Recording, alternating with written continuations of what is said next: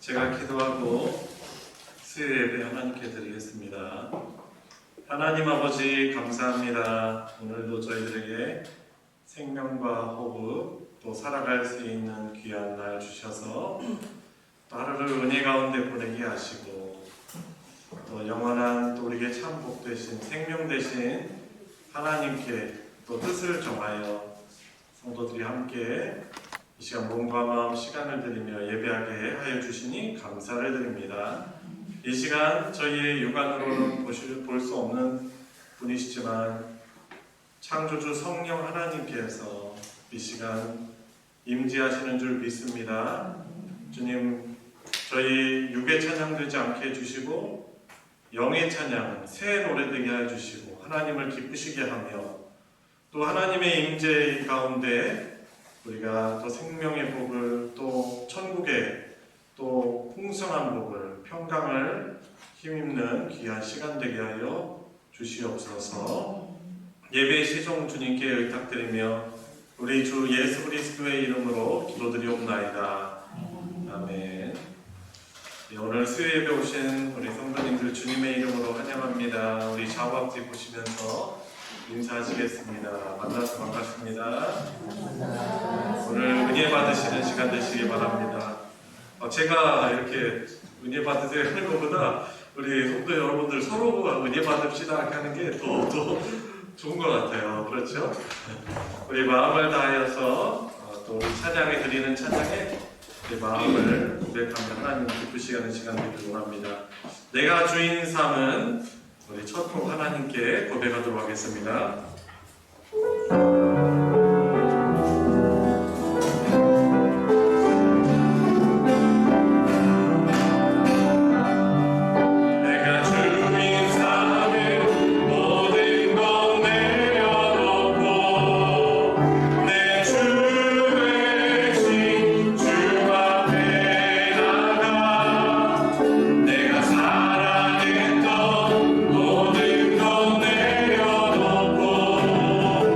주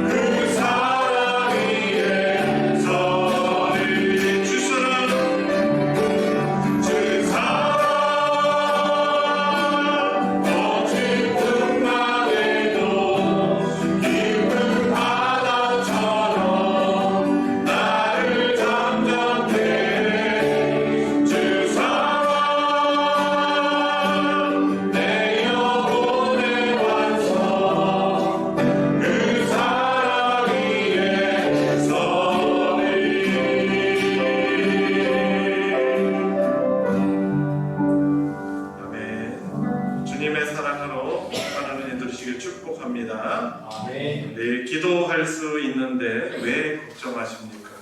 우리 함께 복음성가 고백하겠습니다.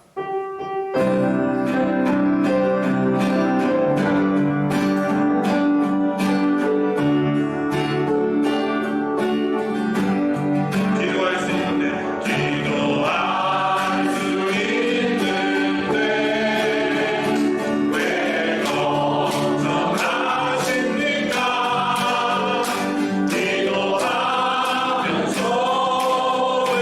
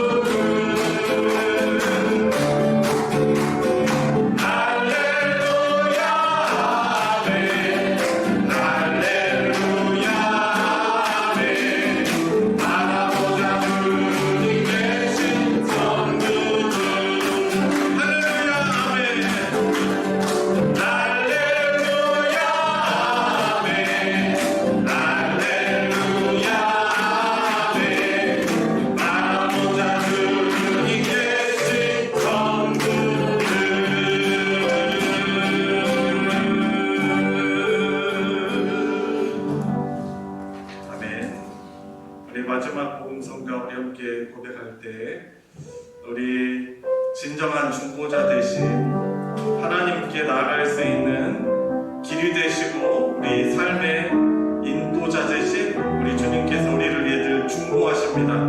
이 믿음 가지고 우리 함께 고백하도록 하겠습니다. 마음이 지쳐서 기도할 수 없고 마음이 지쳐서 기도할 수 없고 눈물이 빗물처럼 흘러내릴 때 주님은 우리 언약함을 하시고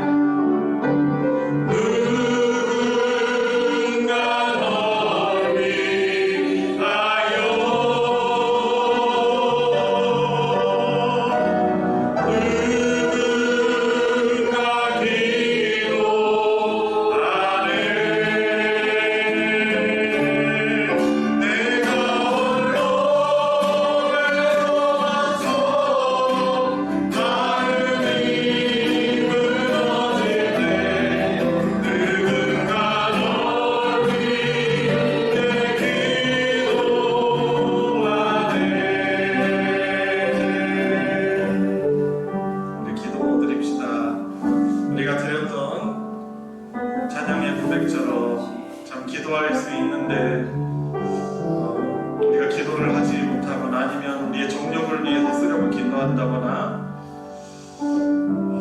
참 염려하면서 기도합니다. 염려가 우리의 기도의 동기부여가 되기도 하고요. 때로는 하나님과 딜을 하면서 하나님 나 이거 해줘요. 그러면 내가 이렇게 하겠습니다라고 참 어린 기도를 하기도 합니다. 그러나 하나님 우리를 긍휼히 여기시는 분이십니다. 우리가 넘어지고 좌절할 때, 힘이 없을 때 늘 은혜를 베푸시는 분이십니다. 이 시간 하나님, 제가 늘 하나님께 또 기도로 나아가는 제가 되게 해주시고, 어려울 때도 찬양케 해주시고, 또 오늘 또 주기도 성경 공부를 통해서 하나님이 기뻐하시는 또한 기도의 또한 모습들을 또 배워나가고, 오늘 말씀이 또 내 삶을 살아가는데 큰 믿음과 힘이 될 수 있도록 주님 도우시옵소서. 우리 같이 합심해서 기도하도록 하겠습니다. 기도하시겠습니다.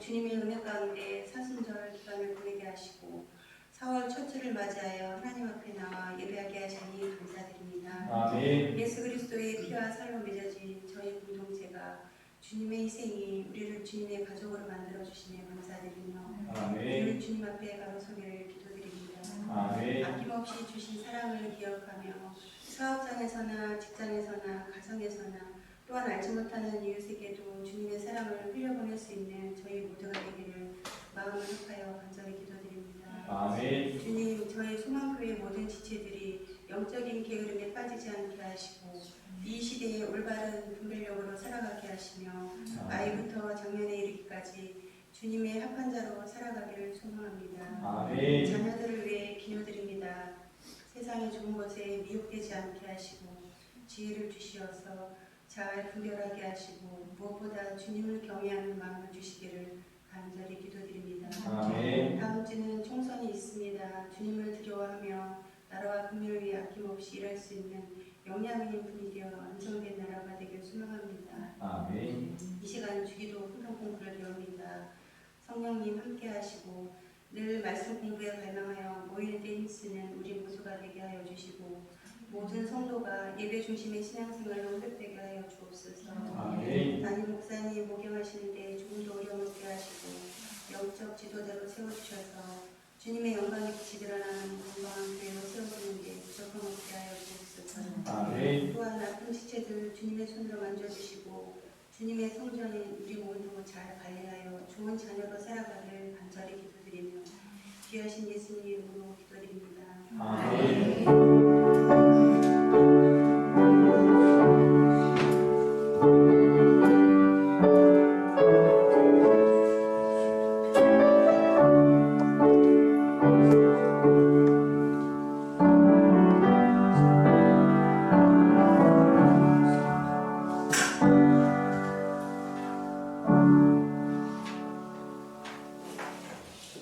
오늘은 주기도 성경 공부 제4과입니다. 나라가 임하시면요라는 그런 주제로 같이 공부하도록 하겠습니다.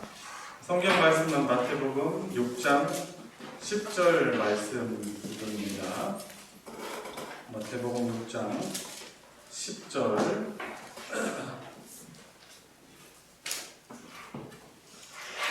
짧은 본문인데요. 같이 읽어보도록 하겠습니다. 시작. 나라가 임하시오며 뜻이 하늘에서 이루어진 것 같이 땅에서도 이루어지이다. 한 번 더. 나라가 임하시오며 뜻이 하늘에서 이루어진 것 같이 땅에서도 이루어지이다. 아멘.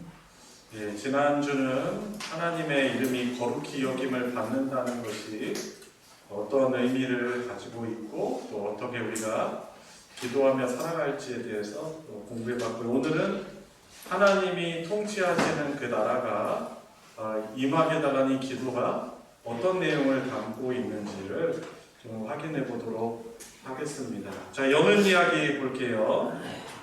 칠흑같이 어두운 밤에는 등불이 있어야 합니다. 그렇죠? 어둠의 권세가 세상을 휩쓸고 있을 때 성도가 해야 할 일이 무엇일까요? 어둠의 권세가 세상을 막 휩쓸고 있는데 성도는 어떤 기도를 해야 될까요? 누구의 권세가 이 땅에 임하기를 기도해야 될까요?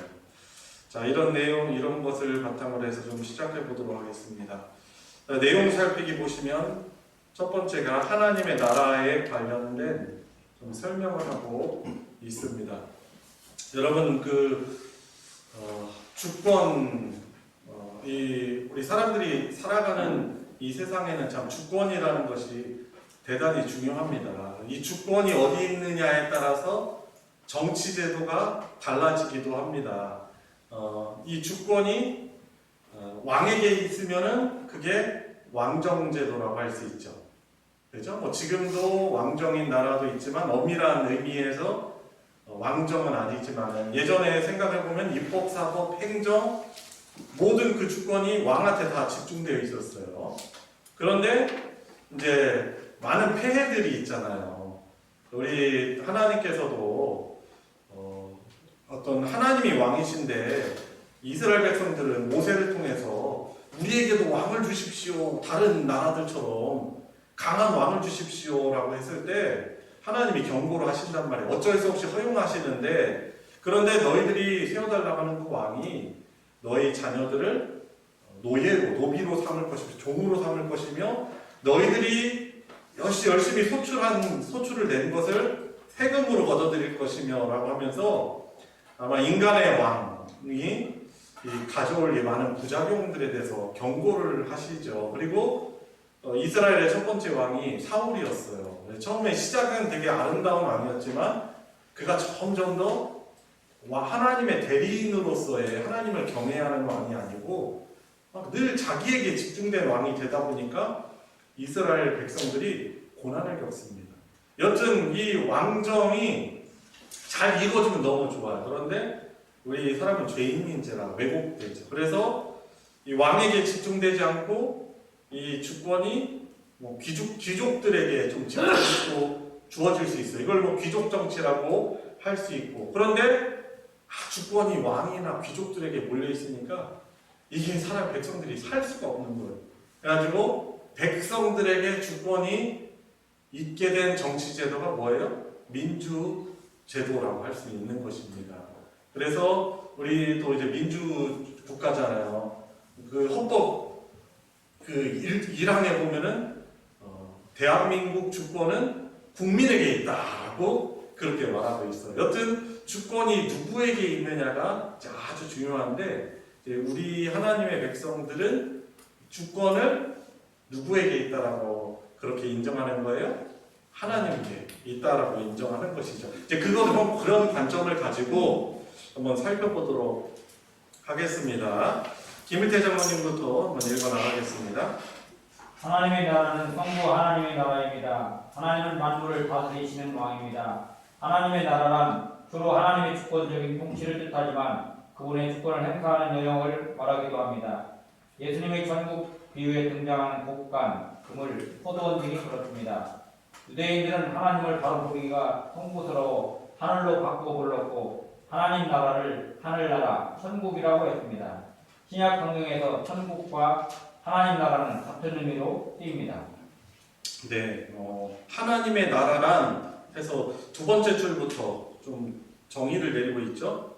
주로 하나님의 주권적인 통치를 뜻하는 그 단어기도 하지만 그분의 주권을 왕권을 행사하는 영역 가로하고 사람이나 땅을 말하기도 합니다. 그래서 골로새서 1장 13절에 이렇게 말하죠. 그가 바로 예수 그리스도를 말하는데 그가 우리를 흑암의 권세에서 건져내사 그의 사랑의 아들의 나라로 옮기셨으니 라고 말씀하고 있습니다. 그러니까 하나님이 그 주권을 행사하시는 영역, 사람 등을 하나님의 나라라고 그렇게 말하는 것입니다. 근데 유대인들의 하나님의 이름을 직접적으로 부르기를 되게 송구스러워했어요. 그래가지고 야훼라고 안 하고 구약 성경에는 아도나이라고 주님이라고 부른다고 했잖아요. 근데 특별히 사복음서 가운데 마태복음 같은 경우는 하나님의 나라를 직접 하나님의 나라라고 안 해요. 하늘 나라라고 해요. 왜냐하면 하나님의 이름을 직접적으로 이렇게 부르는 것이 너무 불경스럽다고 이제 생각하는 그런 유대적 가치관이 있었기 때문에 그렇습니다. 그래서 하늘나라, 그런데 그것은 하나님 나라와 천국, 동의어라고 할 수 있겠습니다. 자, 다음 단락 보건사님. 하나님의 나라는 예수 그리스도의 나라입니다. 예수님이 탄생부터 승천에 이르기까지 전 세대를 통해 세우신 새로운 세계 질서입니다. 네, 저거가 있죠. 아까 첫 번째 단락은 성부 하나님의 나라라고 했어요. 하나님의 나라를, 그죠? 근데 이 두 번째 단락부터는 이제 예수 그리스도의 나라라는 것을 설명하고 있는 부분입니다. 계속 읽어주세요. 예수 그리스도는 오직 하나님의 뜻을 이루기 위해 세상에 오신 분입니다.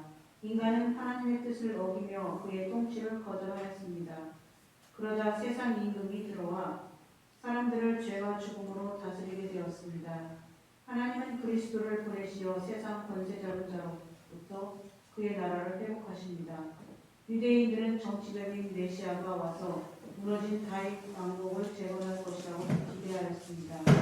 예수님은 왕이 되어 달라는 이스라엘의 요청을 거절하고 오히려 섬기는 종이 되어 자신을 죽음에 내어 주셨습니다. 예수님의 나라는 무력으로 사람들을 굴복시켜 이루는 나라가 아닙니다. 죄인들을 구원하기 위해 친히 자기 몸을 죽음에 내어줌으로써 이루신 나라입니다.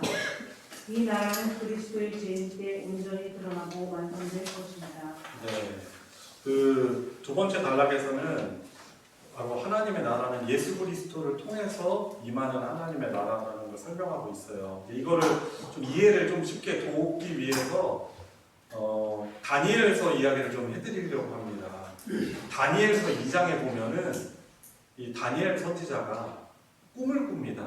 어떤 꿈을 꿨냐면 이 환상 가운데 큰 신상이 서 있는 것을 보게 돼요. 그런데 이 큰 신상이 어떻게 돼 있었냐면 4가지 금속으로 이루어져 있었던 거죠.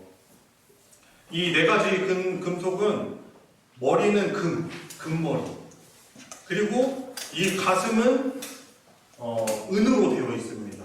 그리고 이 구리로, 허벅지는 구리로 되어 있어요. 그리고 이 발은 발 같은 경우는 또 다른 돌로 이렇게 금속으로 되어 있는 거예요. 그런데 이 4가지 금속은 이제 그것을 이제 역사적으로 해석을 하면 머리 같은 경우는 바벨론,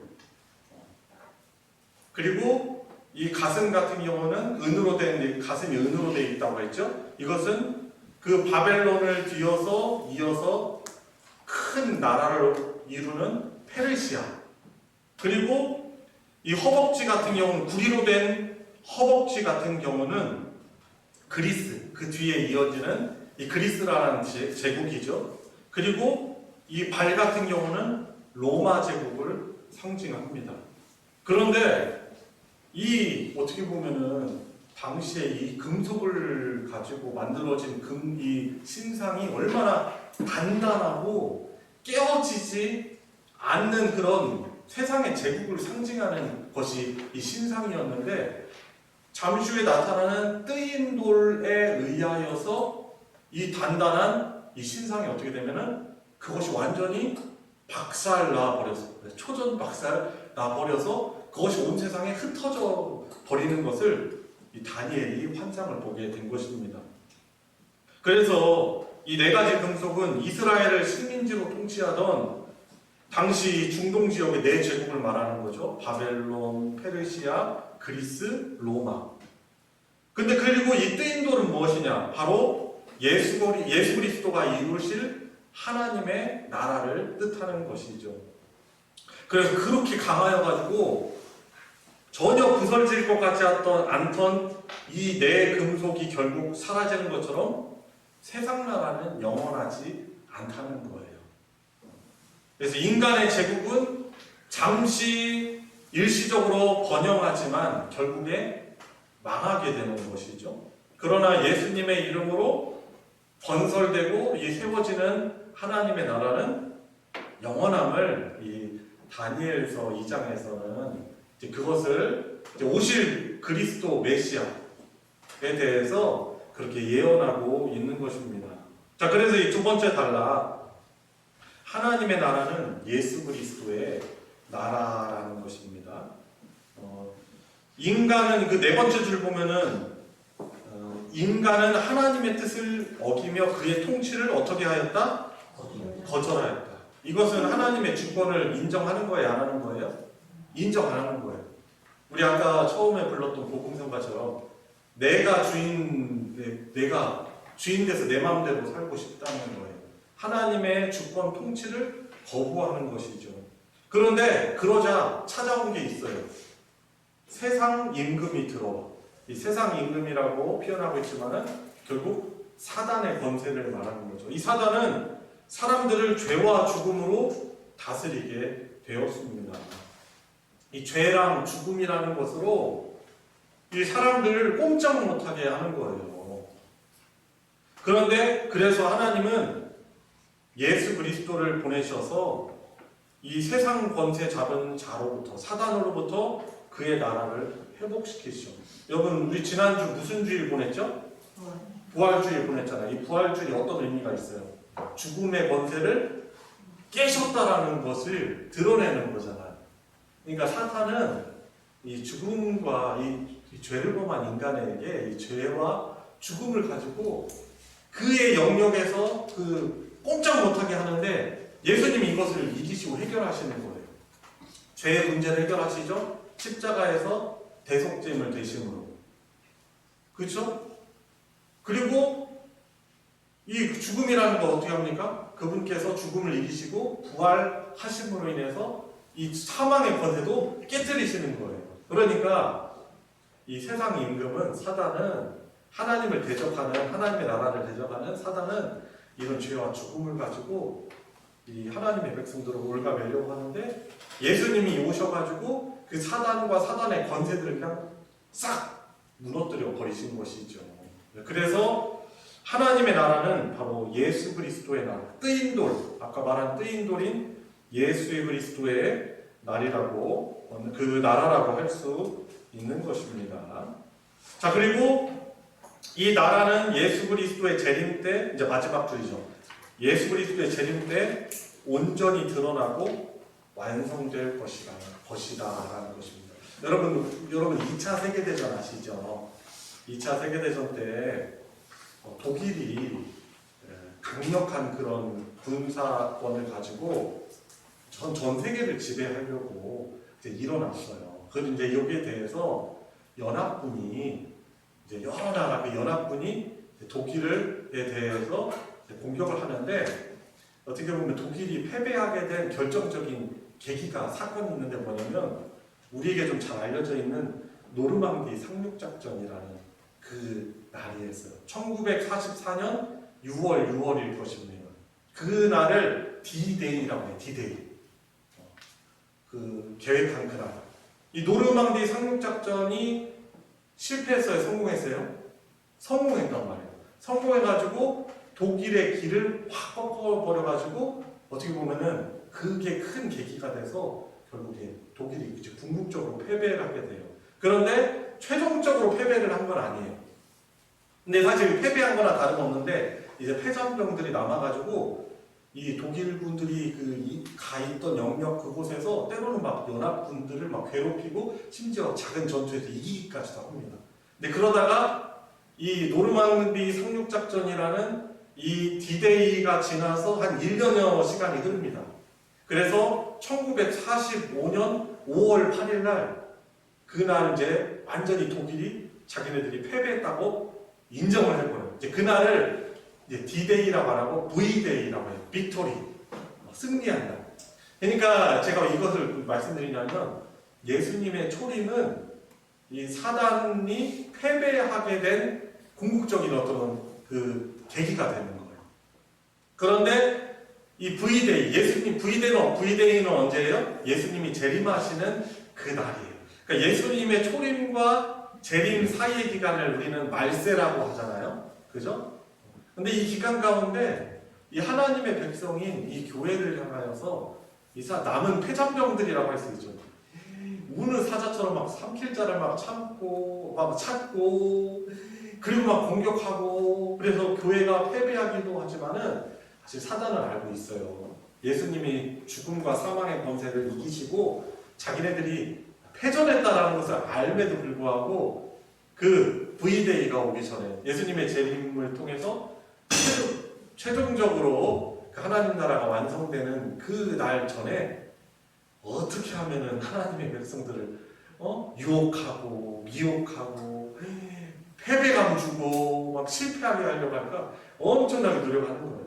자, 여튼 우리가 기억할 것은 하나님의 나라는 예수 그리스도를 통해서 임하기 때문에 하나님의 나라는 예수 그리스도의 나라다라고 할 수 있는 것입니다. 자, 세 번째로 하느니 집사님. 하나님의 나라는 성령님의 나라입니다. 성령님은 하나님의 영이시자 그리스도의 영이시므로 성령님을 통해 다스리시는 하나님의 나라는 곧 그리스도의 나라이자 성령님의 나라입니다. 하나님의 말씀과 그리스도를 통해 만물을 다스리시듯이 성령님을 통해서도 다스리십니다. 성령 하나님의 도우심으로 성경을 읽는 자는 말씀을 깨닫고 순종할 수 있습니다. 성령님으로 감동된 자가 내면의 변화를 일으켜 순종할 때 신령한 하나님의 나라는 이루어집니다. 오직 성령님으로 거듭난 사람만 들어갈 수 있는 신령한 나라입니다. 그 나라는 무엇을 먹고 마실까 하는 문제를 두고 갈등하며 다투는 나라가 아닙니다. 오히려 하나님의 나라는 성령님의 인도를 따라 의와 평화와 기쁨이 충만하게 이루어지는 나라입니다. 네, 그렇죠. 성령 하나님은 성부, 성자, 성령 삼위의 하나님이시면서 창조주시죠. 그런데 예수님의 그 십자가의 죽음과 부활과 승천을 통해서 우리에게 보내주시겠다라고 약속하신 하나님이세요. 그래서 그 성령 하나님께서 저와 여러분들에게 오셔서 우리가 믿을 때 일어나는 그 현상이 뭐라고 했어요? 예수님의 이 죽음이 나의 죽음이 되고 예수님 부활이 나의 부활이 되는 예수님과 연합되는 그 은혜를 누리게 돼요. 그리고 그 성령 하나님께서는 그 하나님의 그 영역 안에 들어온 하나님의 백성들과 그들을 성전 삼으셔서 우리를 성전 삼으셔서 영원토록 함께 하시는 것이죠. 그리고 우리를 다스려 주세요. 그리고 성경을 이렇게 우리가 읽을 때 묵상할 때 이 성경을 조명하여 주시고 우리를 순종하게끔 하십니다. 그러니까 성령께서 저와 여러분들을 안에서 역사하실 때 우리가 순종할 수 있고 하나님의 나라 백성으로 살아갈 수 있는 것이죠. 그래서 하나님의 나라는 성령님의 나라라고 할 수 있는 것입니다. 그래서 우리가 성령의 인도를 따라 잘 살아갈 때 하나님의 나라 백성답게 살아갈 수 있는 것이죠. 그리고 지금은 사실 우리가 구원받은 하나님 나라 백성답지 못한 모습이 많이 있을 수 있어요. 그런데 우리 인생 가운데 성령님 우리를 성화시켜 주시죠. 그래서 우리는 지금 성화의 과정들을 걸어가고 있는 것이고 구원파 같은 이단들은 이 성화를 무시하는 거예요. 구원 받았는데 뭐가 더 필요하냐라고 이 성화를 무시하는데 성경은 분명히 구원에 대해서 두 가지를 말한다고 했죠. 뭐라고 했어요? 칭의와 성화를. 그래서 칭의 구원, 성화의 구원, 구원에 이르도록 자라나가게 하고 예수 그리스도를 닮아가는 것, 이 측면들을 성경에서는 역시 크게 강조하고 있는 것이죠. 자, 여튼 하나님의 나라는 성령님의 나라라는 것. 자, 질문 1, 2번 우리 빈칸 채워보겠습니다. 하나님의 나라는 무엇과 무엇을 뜻하죠? 아까 첫 번째 단락에 나왔죠? 주로 하나님의 주권적인 통치와 또 주권을 한다는 그죠? 하나님의 주권, 하나님의 통치 영역이라고 할 수 있겠죠. 하나님의 나라가 뭐지? 하나님이 주권적으로 통치하시는 나라죠. 여러분 우리 예전에 사회 시간에 배웠잖아요. 나라 국가의 3요소가 뭐죠? 국가를 성립하는 3요소가 뭐였죠? 주권, 국민, 그죠? 영토, 그죠? 이것도 하나님의 나라를 이해하는데 좀 우리에게 좀 쉽게 이해를 시켜주는데, 근데 여기서 주권은 하나님의 주권이죠. 그렇죠? 우리 나라에서 말하는 것은 국민의 주권이잖아요. 근데 여기서 말하는 주권은 하나님의 왕이신 하나님의 주권이고, 또 땅은 그분의 영역이고, 그리고 국민은 뭐예요? 그 통치에 순종하는 사람들을 말하는 것입니다. 자, 그래서 하나님의 나라를 이렇게 우리가 설명할 수 있겠죠. 빈칸을 또 채워주세요. 2번. 하나님의 나라는 누구의 나라요? 또 누구의 나라입니까? 그죠? 예수 그리스도의 나라요? 또 성령 하나님의 나라라고 할 수 있겠습니다. 자, 2번 두 번째 소주제, 현재와 미래의 하나님 나라를 위한 간구, 나라가 임하시옵소서라는 이제 내용들을 본격적으로 좀 살펴보도록 하겠습니다. 남건사님 읽어주세요. 하나님 나라는 지금 여기 있습니다. 예수 그리스도께서 죽으시고 부활 승천하셔서 죄와 사망에서 건져낸 신자 안에 그 나라가 임하였습니다. 예수님은 때가 찼고 하나님의 나라가 가까이 왔으니 회개하고 복음을 믿으라고 하셨습니다. 예수님이 이 땅에 오심으로써 구약에서 메시아를 통해 세상을 구원하시겠다는 하나님의 약속이 성취되었습니다. 하나님의 구원 역사가 예수 그리스도의 안에서 이미 시작된 것입니다. 예수 그리스도는 우리와 함께 계시는 하나님입니다. 사단의 다스림에 매여있던 우리가 그리스도의 다스리심 안에 있게 되었습니다. 현재 하나님 나라는 예수 그리스도의 오심으로 성취되어 우리 가운데 이루어졌습니다. 이 나라는 눈으로 볼 수 있는 것이 아닙니다. 그리스도인 안에 있습니다. 사람들이 예수님께 질문합니다. 하나님의 나라가 언제 임합니까? 언제 하나님의 나라가 옵니까? 라고 할 때 예수님이 이렇게 말씀하십니다. 이미 너희 안에 임하였다 라고 말씀하시죠. 하나님의 구원 역사가 이미 예수님의 오심을 통해서, 초림을 통해서 성취되었다라는 것이죠. 그래서 이 하나님 나라는 현재성이 있는 거예요. 현재 믿는 자들 안에. 그래서 첫 번째 줄, 하나님 나라는 어디에 있다고요? 지금 여기에. 그래서 지금 여기에 우리에게 임하는 것입니다. 특히 이제 마태복음 13장 같은 경우는 예수님이 설교를 하세요. 그런데 예수님의 설교를 잘 들어보면은 결국에 하나님 나라에 관련돼서 이제 설명해 주시기 위한 그런 비유로 설명해 주시는데 7가지 비유를 말씀하십니다.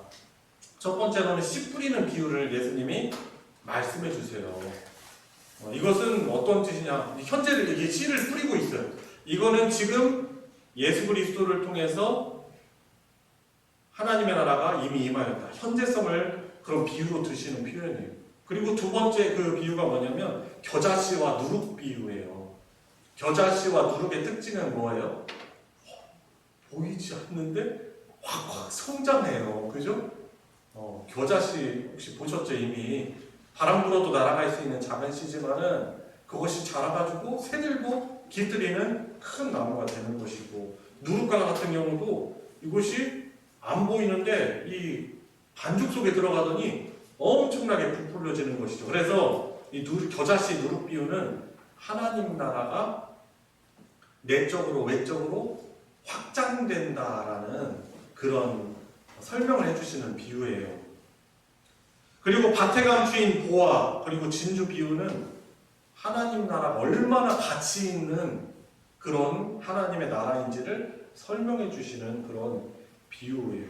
그리고 마지막으로 가라지와 그물 비유 같은 경우는 하나님 나라의 미래성, 이 최후의 심판 때에 하나님의 백성과 불신자들의 운명이 어떻게 될지를 설명해주는 하나님 나라에 대한 그런 비유인 것이죠. 자, 여튼 하나님의 나라는 바로 지금 여기 있다는 거예요. 이제 그것이 씨 뿌리는 비유로 예수님이 말씀하신 것이고 바로 구원을 주시겠다는 하나님의 말씀이 성취된 것이라고 할 수 있는 것입니다.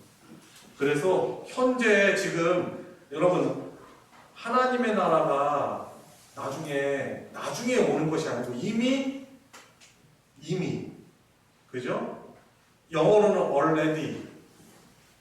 그런데 아직 완성은 안 됐어요. but not yet. 이런 단어를 already but not yet 이런 단어를 쓰거든요.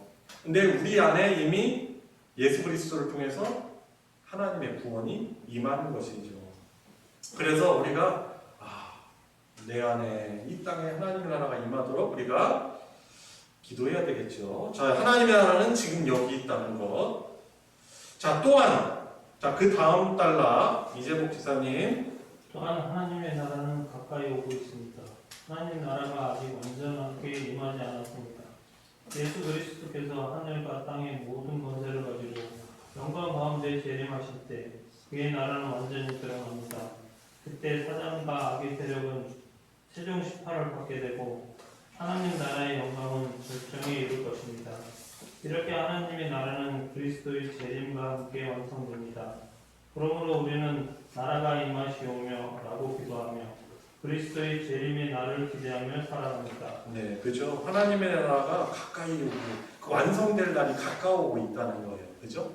진행되고 있고요. 그리고 아까 제가 D-Day, V-Day 가지고 제가 설명을 이제 드렸는데 그것을 기초로 해서 그러면 이 단락을 이해하실 수 있는 것이죠. 하나님 나라가 아직 완전하게 임하지는 않았습니다.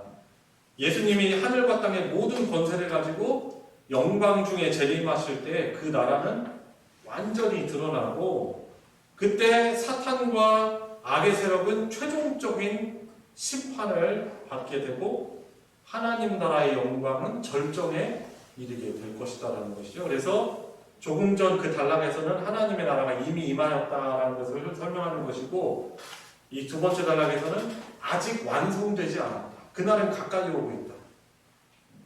그렇게 설명하고 있는 것입니다. 자, 세 번째 이선옥 집사님. 하나님의 나라가 임하시라는 기도의 내용은 무슨 의미일까요? 구원과 관련하여서 하나님이 말씀과 성령으로 우리를 다스리셔서 우리가 점점 하나님께 순종하게 해주시자는 뜻입니다.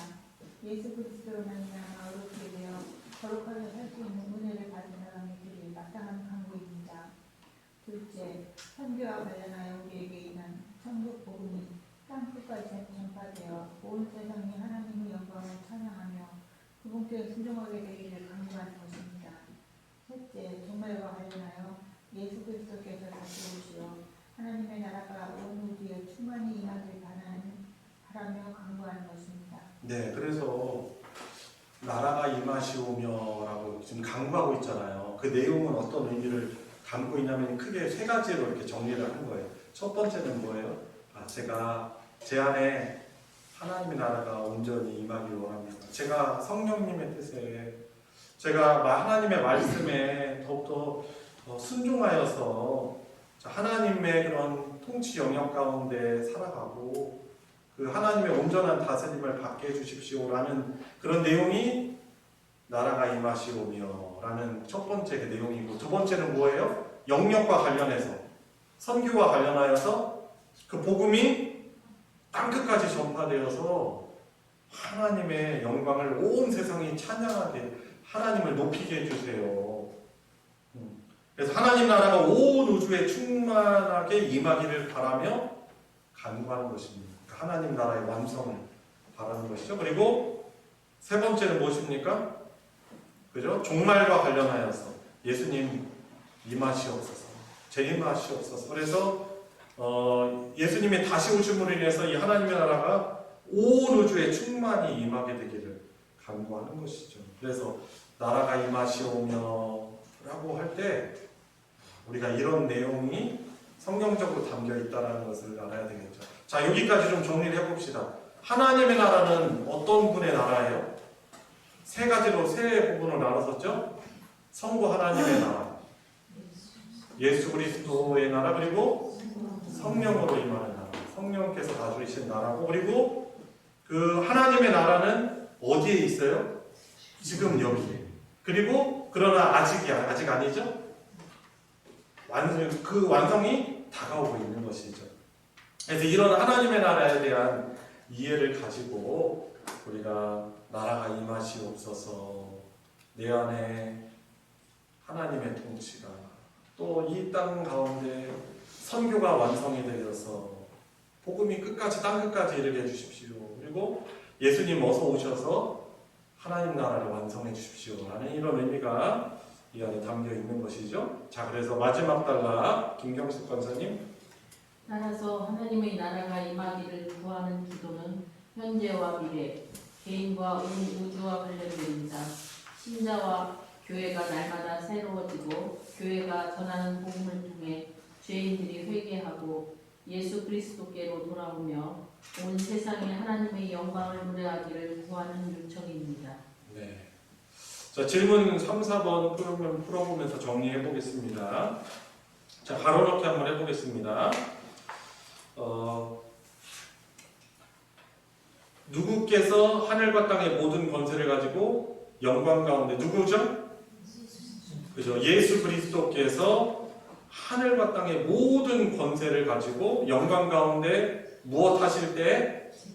그죠? 재림하실 때 그의 나라는 완전히 드러납니다. 그때 누구와? 사단과 악의 세력은 무엇을 받게 되고? 최종 심판을 받게 되고, 하나님의 나라의 영광은 절정에 이르게 될 것이다라는 것이죠. 그러니까 이런 세계관, 이런 하나님 나라의 가치관을 열어주는 안경이 바로 성경 말씀이라고 할 수 있겠습니다. 사실 이걸 이렇게 우리가 믿고 아는데 여전히 우리는 죄를 쳐요. 그렇지만 점점 더 그 사탄의 영역, 죄의 그 습관들을 점점 더 버리고 하나님 나라에 합당하게 살아가도록 몸부림치고 간구하고, 또 실패하고 넘어져도 하나님의 은혜를 구하면서 나아가는 것이죠. 그게 바로 교회라고 할 수 있는 것이죠. 주의 나라가 임하도록 기도하는 세 가지 의미는 무엇입니까? 구원과 관련하여서 하나님의 말씀과 성령으로 우리를 다스리셔서 우리가 점점 더 하나님께 순종하게 해주십시오. 구원과 관련하여서. 자, 두 번째는 무엇과 관련하여서? 선교와 관련하여서 우리에게 임한 이 천국 복음이, 십자가의 복음이 땅 끝까지 전파되어 온 세상이 하나님의 영광을 찬양하며 우리와 마찬가지로 그분께 순종하게 되기를 간구하는 것이죠. 선교 관련돼서. 그리고 세 번째는 무엇과 관련하여? 종말과 관련하여서 예수님의 재림 통해 하나님 나라 온 우주에 충만케 되도록 간구하는 것이죠. 그래서 내용이 쉬운 것 같으면서 어렵기도 하고 어려운 것 같으면서 쉬워요. 그래서 한번 다시 읽어보시면 훨씬 은혜가 많이 되실 거예요. 정리도 잘 되실 것이고, 그래서 또 예습도 하시고 또 복습도 하시면서 안에 잘 정립하시기를 제가 부탁을 드립니다. 자, 마지막 세 번째입니다. 하나님의 나라와 교회와 그러면 어떤 연관성을 가지고 있는가에 대한 마지막 부분입니다. 조아영 목사님. 하나님 나라와 교회는 서로 밀접하게 관련되어 있습니다. 하나님은 자신의 나라를 주로 교회를 통해 이루어 가십니다. 하나님 나라가 임하도록 드리는 기도는 교회가 보존되고 흥황하며 하나님을 대적하는 모든 악의 세력이 괴멸되기를 구하는 기도입니다. 사도의 가르침과 교제와 나눔과 증거가 힘있게 이루어지는 교회가 되기를 바라며 기도하는 것입니다. 오순절 직후 성령님으로 충만한 교회는 말씀과 교제와 기도와 섬기는 일에 힘을 쏟았습니다. 구원을 받는 사람들이 교회에 더해졌습니다. 하나님을 높이고 그의 말씀을 따라 형제를 위해 소유를 아낌없이 내어주는 초대교회의 모습은 모든 교회가 기도하며 추구할 하나님 나라의 모델입니다. 네, 아니 이 온 피조물과 우주 만물 지구 전체가 다 하나님이 다스리시는 영역이죠, 맞죠? 그런데 그 가운데서 하나님께 복종하는 존재들은 바로 하나님의 말씀에 순종하는 교회라고 할 수 있어요. 교회를 통해서 복음을 전케하시고 하나님의 백성이 이런 하나님의 나라가 이런 것이다라는 것을 보여주시는 것이죠. 그래서 교회라는 곳이 이 땅에 임한 하나님 나라의 현시라고 하는 것입니다. 완벽한 교회는 없어요. 사실 이 지상 교회는 그렇지만 우리는 그 합당한 참된 성경적인 하나님 나라가 되도록 우리는 힘써 나가는 것이죠. 저뿐만 아니라 우리 온 성도들이 같은 비전을 품고 나아가야 되는 거죠. 자, 그래서 하나님 나라가 임하도록 드리는 기도가 내용이 어떤 내용이에요? 세 번째 줄, 교회가 보존되고 거룩하게 구별되어 보존되고 흥왕하며 복음이 흥왕하는 거죠. 그리고 무슨 재산이 불어나고 그런 건 아니죠. 흥왕하며 하나님을 대적하는 모든 악의 세력이 괴멸되도록 구하는 기도가 바로 하나님의 나라가 임하도록 하는 기도라고 할 수 있겠습니다. 자, 다음 달라 읽어주세요. 유건사님. 사기의 가르침과 교제와 나눔. 죄송합니다. 두 번째 39페이지 두 번째 달라. 네네. 하나님의 교회는 항상 사단의 위협과 공격을 받습니다. 교회는 끊임없이 마귀의 세력과 싸우며 자신을 지키고 자라가야 합니다. 사나운 위기가 교회의 들어와 양떼를 공격하고 주의 제자들을 끌어가기 위해 진리를 왜곡하는 사람들이 일어날 것입니다. 그러나 마귀의 권세는 그리스도의 반석 위에 세워진 교회를 결코 이기지 못합니다. 마귀를 멸하신 예수 그리스도께서 교회의 머리와 왕이 되시기 때문입니다. 예수님은 천국 열쇠인 복음을 교회에 맡겨 하늘과 땅을 메고 크게 하셨습니다. 천국 복음은 믿음 순종하는 자에게 천국이 열릴 것이고 그렇지 않은 자에게는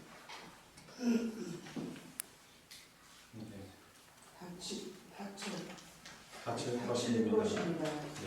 아니, 교회가요, 연약함이 참 많아요. 어느 분들은 교회를 보면서 교회가 더 악하다라고 비약해서 말씀하시는 부분들이 있습니다. 근데 사실 우리가 교회라는 것이 우리 주님 말씀하신 것처럼 병자에게는 의원이 필요하듯이 병원에는 병자들이 많은 것처럼 사실 교회는요, 내가 자신들이 죄인이다라고 고백하는 사람들의 모임이에요. 그러니까 온전한 사람들의 모임이 아니고 연약함이 많은 사람들의 모임이 교회라고 할 수 있습니다. 그래서 그런 가운데 우리의 연약함이 세상에 좋지 않게 내비쳐질 수도 사실 있어요. 그렇다고 해서 우리가 죄 짓는 것을 합리화하자라는 것은 아니지만 여튼 우리는 연약합니다. 그죠? 너무 잘 쓰러져요. 양들과 같아요. 사단이 이리가 공격하면요, 방어할 수 있는 수단이 없어요. 시력은 약하죠. 양의 특징이 뭐예요? 눈도 안 좋고, 그리고 누가 공격하면은 방어도 할 수 없어요. 그리고 그 뜯겨 먹으면은 소리도 못 내. 다큐멘터리 보니까 그 늑대가 와가지고 양 넘어뜨려가지고 막 아직 죽지 않은 양을 막 뜯어 먹는데도 소리도 못 내더라고요.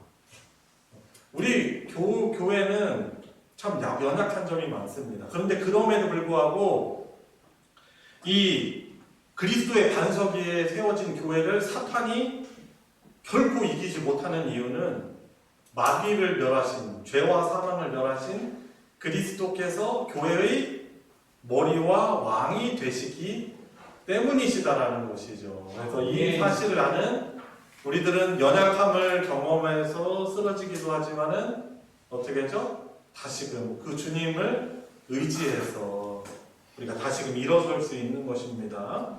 그리고 예수님은 이 천국 열쇠인 복음을 바로 교회에 맡겨 주셨어요. 천주교에서는 교황에게 줬다고 말하고 있는데 우리는 그런 해석하는 것이 아니죠. 믿음의 고백을 하고 있는 교회에 주셨다라고 있는 것이죠. 그래서 하늘과 땅을 메고 풀게 하신 것이죠. 그래서 이 교회를 통해서 천국 복음이 전해지고 또 그것을 듣고 믿고 순종하는 자들에게는 천국이 열려지는 것이고 그렇지 않은 자들에게는 닫혀지게 되는 거죠. 그래서 천국 열쇠를 주셨다라고 말씀하고 있는 것입니다. 자, 그 다음 교회의 연약함에 대해서 말하고 있습니다. 박 장로님 읽어주세요. 그러나 현실에서는 은구의 권세가 이기지 못하리라고 하는 교회가 연약한 모습을 드러냅니다. 교회가 주님의 반석 위에 세워졌지만 그들이 고백하는 신앙에 맞게 제대로 살지 못합니다. 교회가 하나님 나라의 임재를 드러내고 있지만 아직 완성된 나라에는 미치지 못합니다. 그 결과 모든 피조물이 탄식하며 고통을 겪고 있고 성령님을 받은 신자까지도 탄식하며 몸이 영광스럽게 바뀌게 될 구속의 날을 기다립니다. 우리는 하나님의 나라가 임하기를 간절히 바라며 기도해야 합니다. 교회가 하나님의 나라의 아름다운 자태를 드러내지 못하고 어두운 모습을 보일 때도 있습니다. 우리가 하나님의 뜻에 순종하기 위해 그분의 말씀과 성령으로 다스려 주시기를 끊임없이 기도해야 할 이유가 여기 있습니다. 지상교회의 연약함을 보며 우리는 하나님의 나라가 임하도록 끈기 있게 간구해야 합니다. 네. 저도 살면서 쓰레기 좀 만들지 말아야지 하는데 왜 이렇게 쓰레기가 많이 나오는지 몰라요. 그죠? 이 어떤 문명 세대에서는 참 어쩔 수 없는 그런 부분들이 있어요. 잘 이 환경을 하나님 주신 나라를 환경을 잘 보존해야 됨에도 불구하고 그러지 못하면 한계가 있고 안타깝습니다. 그죠? 그리고 우리가 알고 모르게도 죄를 짓기도 하죠. 우리 때문에 피조물 온 이 만물이 탄식하고 우리도 탄식해요. 그러면서 주님 빨리 오십시오. 그래서 우리를 영광롭게 해주십시오라고 그 주님의 오시는 그날을 기다리며 우리가 간구하는 것이죠. 자, 그래서 우리가 나라가 임하시오라고 우리가 기도하는 이유가 바로 거기 있는 거예요. 그죠? 우리가 어둡고 연약한 모습을 보일 때도 있지만 또 더욱더 성령님의 뜻에 또 그분의 말씀에 잘 순종하며 우리가 그 다 복된 다스림 받도록 해야 되기 때문에 나라가 임하시오며라고 기도해야 될 이유가 바로 여기 있는 것입니다. 그래서 우리 지상교회 바로 우리들의 연약함을 보면서 하나님의 나라가 우리에게 임하도록 또 끈기 있게 우리가 간구해야 하는 것입니다. 그래서 제가 아까 기도 제목 찬양 부르고 드릴 때 그 기도를 할 때 우리가 때로는 하나님께 내가 뭐 할 테니까 나에게 뭐 주세요라고 이렇게 기도하는 경우가 있거든요. 근데 얼마든지 그럴 수 있어요. 왜냐하면 하나님은 우리 아버지시니까. 그런데 또 생각을 하면 내가 하나님께 내가 정말 내 마음을 드리는 게 아니라 하나님과 마치 무슨 거래를 하듯이 이거 줄 테니 나 이거 해주십시오라고 하나님께서 좀 뻔뻔하게 우리가 또 그 딜을 하려고 그런 기도의 모습들이 우리에게 사실 많이 남아 있어요. 우리가 그런 기도도 뭐 해야 될 때는 하겠지만은 중요한 것은 참 그 영광스러운 하나님의 나라와 또 그렇지만 그 영광스러운 하나님 나라에 비해서 그 나라에 합당치 못한 우리들의 연약함을 보면서 하나님 저에게 저의 삶에 또 예수님의 재림을 통해서 참 죄악도 없고 탄식도 없고 슬픔도 없고 눈물도 없고 온전한 그런 평화와 안식이 있는 하나님 나라가 임하게 하여 주십시오 라는 이런 기도를 해야 되는 이유가 오늘 나눈 그런 내용들에 있는 것입니다. 자, 질문 5번. 하나님 나라가 임하도록 드리는 기도는 무엇을 구하는 기도입니까? 교회가 어떻게 되고요? 그리고 흥왕하며 하나님을 대적하는 모든 악의 세력들이 괴멸되도록 하는 그런 기도를 우리가 해야 되는 것이죠. 하나님의 나라는 그런 곳이죠. 죄와 악이 괴멸되고 또 믿음의 성도들이 잘 보존되고 또 생육하고 번성하는 그죠? 그런 곳이죠. 자, 질문 6번. 주님이 주신 지상교회는 사탄의 권세가 이기지 못합니다. 자, 그런데 왜 교회는 하나님 나라가 임하도록 기도해야 됩니까? 왜 그렇다고 했죠? 우리가 참 연약하여서 하나님의 나라를 온전히 드러내지 못하기 때문에 하나님 저의 삶에 또 우리 교회가 하나님의 나라를 온전히 드러낼 수 있게 해주십시오라고 나라가 임하시오며라고 기도해야 하는 것입니다. 자, 마지막 적용을 해보도록 하겠습니다. 자, 질문, 적용을 위한 질문입니다. 1번. 자, 1번을 송집사님 읽어주세요. 하나님의 나라가 임하도록 하기 위해 당신이 가장 먼저 할 일은 무엇입니까? 네, 하나님의 나라가 이런 것이다라는 것을 알았죠. 좀 개념과 어떤 그런 것들을 알아보았는데 내가 가장 먼저 해야 할 일이 무엇일까요? 하나님의 나라가 임하기 위해서는 어떤 것이 있겠습니까? 내가 하나님의 통치에 순종으로 따르는 하나님의 백성이 되게 해주십시오라고 우리가 하면서 근데 그러려면 하나님의 통치를 뭘로 받을 수 있어요? 하나님의 말씀. 하나님 말씀을 모르는데 하나님의 말씀을 통해 하나님이 어떠하신 분이시다라는 걸 모르는데 우리가 하나님의 통치를 어떻게 받을 수 있겠습니까? 그래서 말씀을 붙들고 그러니까 잘 양육 받아야 되겠죠? 그리고 하나님 말씀 잘 읽어야 되고 그리고 하나님 말씀을 읽고 또 순종할 수 있도록 간구해야 되겠죠. 그래서 가장 먼저 내가 할 일, 좀 적용점을 한번 그렇게 기록하셔서 한번 적용을, 순종을 해보시기 바랍니다. 놀라운 하나님의 나라가 임하게 되겠죠. 자, 2번 정종배 집사님. 구원과 선교 분야에서 하나님의 나라가 임하도록 당신은 무엇을 더하겠습니까? 네, 이 부분에서 구원과 나의 모습과 선교 분야에서 하나님 나라가 임하도록 무엇을 구해야 되겠습니까?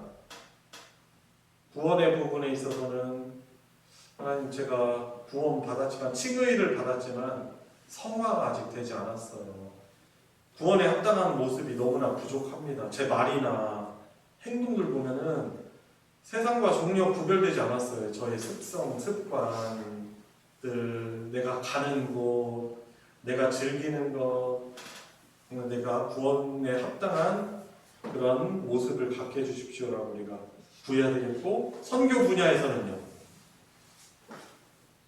선교 분야에서는 복음이, 주님의 복음이 땅끝까지 이르게 하여 주십시오. 그래서 우리 여러 선교사님들이 우리를 대신해서 우리가 직접 가지 못하기 때문에 또 우리가 협력해서 사는 선교 사역하는 분들이 계시죠. 그분들을 위해서 기도해야 되고 또 복음이 아직 다다르지 않은 곳에 또 선교사가 파송이 되도록 혹은 내가 하나님 저를 보내주세요. 나를 보내주시옵소서. 젊지 않기 때문에 그런 기도하기가 쉬운 건 아닌데 연세가 있으시고 은퇴하고 나셔서 선교지 가시는 분들도 계세요. 그래서 언어 미리 준비하시고 어느 정도 재정 뒷받침을 준비하고 또 후원도 연결하고 그러면서 가시는 분들도 계시죠. 자, 이런 내용을 가지고 구할 수 있겠죠. 마지막 3번 최혜영 성도님 읽어주세요. 우리 교회가 하나님의 나라를 드러내도록 당신이 해야 할 일은 무엇입니까? 네, 우리 교회가 우리 교회적 차원에서 하나님의 나라가 드러내도록 어떻게 무엇을 행할 수 있을까요? 나뿐만 아니라 우리 지체들을 한 몸으로 묶어주신 이유는 함께 권면하면서 하나님의 말씀에 잘 순종하는 자들로 우리가 살아가자.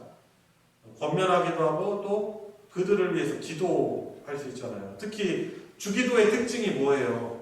우리의 일용할 양식, 우리라는 단어들이 표현이 계속 붙어 있잖아요. 그래서 나 자신만을 위한 그런 기도가 아니고 우리 구역 안에서 우리 구역 가족들의 기도 제목이 무엇이 있나. 그리고 우리 교회가 올해 더욱더 전도와 선교를 더욱더 잘 감당해야 될 텐데 하나님 저희들이 구체적으로도 적용하고 순종할 수 있게 해주십시오.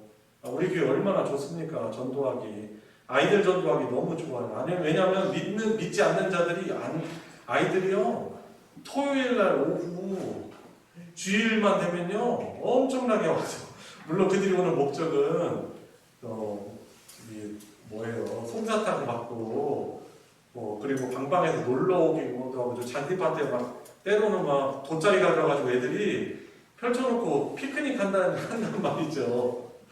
와서 접촉하기 얼마나 좋아요, 그죠?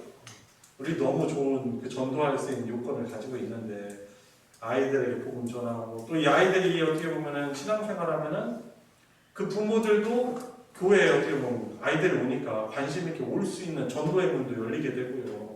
자, 여튼 우리 교회가 하나님 나라를 드러내도록 내가 해야 될 일, 할 수 있는 일들이 있을 거예요. 그것을 위해서 기도하고 우리 순종한 우리 같이 적용하여 하나님의 나라를 우리 또 풍성히 누리는 우리가 되길 원합니다.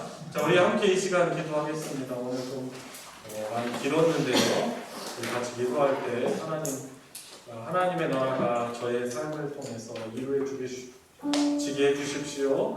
하나님 구원의 차원에서 제가 말씀과 성령에 순종하는 자들 되게 해주시고 그리고 전도와 선교 차원에서 주님 땅끝까지 이르러 복음 전하고 무엇보다도 저를 복음의 도구로 사명을 가진 자로 직장 생활하게 하시고 또 사업을 하게 하시고 또 가정 안에 믿는 자로 부르셨는데 하나님의 나라가 이 복음 전파를 통해서 또 선교를 통해서 임하게 해주십시오. 그리고 우리 주님 다시 오시는 그날 가까워 오는데 주님 너무나 온 피조물이 탄식합니다. 하나님 우리 주님 어서 오셔서 주님의 영광을 드러내 주셔서 주님 죄악으로 쉽게 무너지고 넘어지는 우리를 온전히 구원하여 주시고 우리의 구원을 완성하여 주시옵소서. 우리 교회가 우리가 그 주님의 재림을 기쁨으로 맞이할 수 있는 그런 자들 되게 해주십시오라고 오늘 배운 말씀을 가지고 우리 같이 기도하도록 하겠습니다. 주님 하나님의 통치 영역 가운데 주님 세상 나라는 멸망하지만 하나님의 나라는 영원합니다. 영원히 찬송받으신 하나님 우리 선포성자 성령 하나님께서 은혜로 역사해 주셔서 저들의 전 삶의 영역 가운데 하나님의 나라가 임하게 해주십시오. 하나님 나라 백성으로 합당한 삶을 살아가게 해주시길 원합니다. 주님 교회가 교회로서 하나님의 나라가 이 땅에 임한 현실로서 주님 합당한 모습을 선종의 모습을 거룩한 모습을 가져나가게 하시고 세상에서 소금과 빛의 역할들을 주님 잘 감당할 수 있는 주님을 낼 수 있도록 하나님 은혜를 베풀어 주시기를 또 주님 간절히 나옵나이다. 주님 도우시옵소서. 우리 한 번 더 기도하도록 하겠습니다. 주님 저희가 속한 우리 소망교회 공동체가 세상 속에 있지만 그곳에서 소금과 빛의 역할 하나님 나라를 잘 드러내게 해주시고 그런 복음 전파의 열매도 잘 맺을 수 있도록 하여 주십시오. 하나님 더욱더 매주마다 예배를 드릴 때마다 그 기쁨이 더하게 해주시고 감사가 더하게 해주시고 성도들이 또 말씀을 통해서 잘 양육받고 말씀의 사람 되어지며 그런 전도와 선교 역할들을 바로 이 교회 3대 사명을 우리 소망교회가 잘 감당하여서 주님 이 나라가 이 소망교회가 하나님의 나라로서 주님 사명을 잘 감당케 해주십시오라고 우리 한 번 더 마지막으로 기도하도록 하겠습니다. 주님 예배를 드릴 때마다 의례적으로 형식적으로 주일이 돌아오니까 드리는 것이 아니고 주님 한 명의 빠짐도 없이 온 성도들이 그 구원의 하나님을 기쁘시게 예배하게 하여 주시옵소서. 양육을 통해서 하나님을 더욱더 잘 기쁘시게 예배하는 자로 주님 구원의 합당한 모습으로 하나님의 나라 백성으로 성숙하고 변화져 들어가게 하여 주시기 원합니다. 또한 저희들이 받은 이 먼저 받은 복음을 예수 그리스도의 십자가의 복음을 주님 담대하게 또 기도하며 주님 마지막 때의 복음과 주님이 복음 전파와 또한 선교의 사명을 잘 감당하여서 주님의 나라를 온 세상에 주님 전하고 확장하는 그 사명을 잘 감당할 수 있는 저희들에게 하여 주시옵소서. 주님 이 땅에 우리를 위한 구원자 대속제물로 오셔서 죄와 사망을 이기시고 부활하심으로 주님 그것을 이기심을 우리에게 나타내 보이시고 선포하셔서 너무 감사를 드립니다. 주님, 죄와 사망을 이기셨지만 저희들은 여전히 이 땅에 살아가면서 쉽게 유혹당하고 쉽게 낙심합니다. 넘어집니다. 하나님의 은혜로 백성이 되었죠. 하나님의 백성 되었지만 하나님의 그 통치에 주님 기쁨으로 순종하려고 하지 않는 때가 너무나 많이 있습니다. 주님, 저희들 안에 함께 하시는 성령 하나님께 우리에게 주시는 그 말씀을 순종하며 하나님의 기쁜 복된 통치 안에 살아가는 우리 교회 공동체 되게 하여 주시옵시고, 아멘. 주님, 우리 교회에 주신 복된 3대 사명, 예배와 양육과 전도와 선교의 사명을 잘 감당함으로 인해서 하나님이 마지막 때 우리에게 주신 귀한 사명들을 잘 감당하며 열매 맺게 하여 주셔서 온 성도들이 또 우리 교회를 통해서 나온 자들이 하나님을 더욱더 기쁘게 예배하며 순종하는 복된 복음의 역사가, 하나님 나라의 통치의 역사가 일어나게 하여 주시옵소서. 아멘. 우리 주 예수 그리스도의 이름으로 기도드리옵나이다. 아멘. 주기도로 예배 마치겠습니다. 하늘에 계신 우리 아버지여, 이름이 거룩히 여김을 받으시오며 나라가 임하시오며 뜻이 하늘에서 이루어진 것 같이 땅에서도 이루어지이다.